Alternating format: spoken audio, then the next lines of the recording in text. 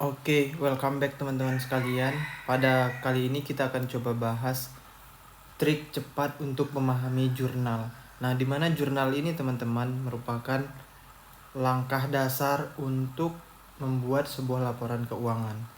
Nah, kalau kita ngomongin siklus akuntansi nih, jurnal itu adalah yang pertama kali setelah terjadinya transaksi. Nah, caranya gimana teman-teman? Dalam jurnal akuntansi itu kita ketahui ada 5 komponen dasar ya teman-teman.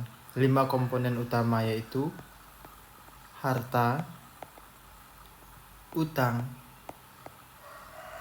modal, pendapatan, dan beban. Dua ini sering disebut dengan akun nominal dan ini akun real.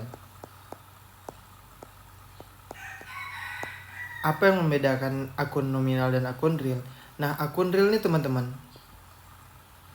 setelah penutupan buku atau setelah dilakukan jurnal penutup, inilah yang tersisa terus-menerus.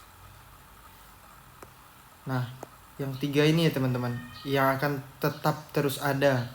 Nah, sedangkan yang 2 di bawah, pendapatan dan beban, akan dihilangkan ya teman-teman ketika jurnal penutupan dilakukan seperti itu. Jadi ini sifatnya temporer nih. Nah, caranya gimana? Jurnal kan misalkan kita kasih contoh soal terlebih dahulu buat gambaran nih teman-teman. Dibeli perlengkapan secara tunai, maka jurnalnya adalah perlengkapan bertambah di debit, kemudian secara tunai kas ya teman-teman berkurang di kredit sebanyak misalkan 200.000.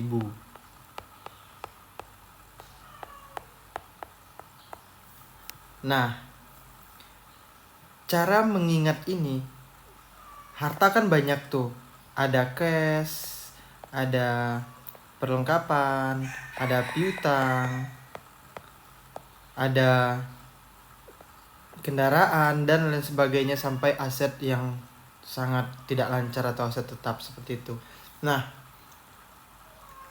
cara untuk mengetahui dia ini bertambah di debit atau di kredit, nah itu sangat mudah ya teman-teman. Nah, harta tadi, harta, utang, modal, kemudian pendapatan dan beban.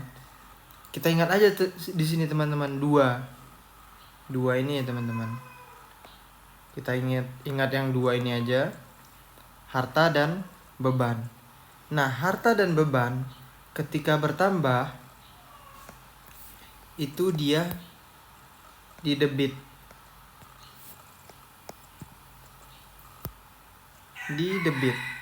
Nah, yang lainnya bertambahnya di kredit teman-teman.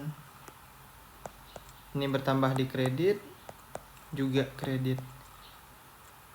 Nah, untuk berkurangnya, ini kan bertambah nih. Untuk berkurangnya, ya lawannya kredit, debit, dan kredit. Begitu ya teman-teman. Kita cuman ingat satu clue saja, harta dan beban. Kalau harta bertambah di debit, beban bertambah di debit, artinya selain itu bertambahnya di kredit. Nah, ketika harta bertambah di kredit, ketika harta berkurang di kredit, beban berkurang di kredit, artinya yang lain ketika bertambah, artinya yang lain ketika berkurang itu di debit. Tinggal kebalikannya aja. Kita cuman hafal atau mengingat yang 2 ini aja, harta dan beban. Nah, itu konsep dasar dan trik cepatnya teman-teman. Nah, kalau misalnya masih ragu, silahkan tanyakan ya teman-teman di kolom komentar. Terima kasih.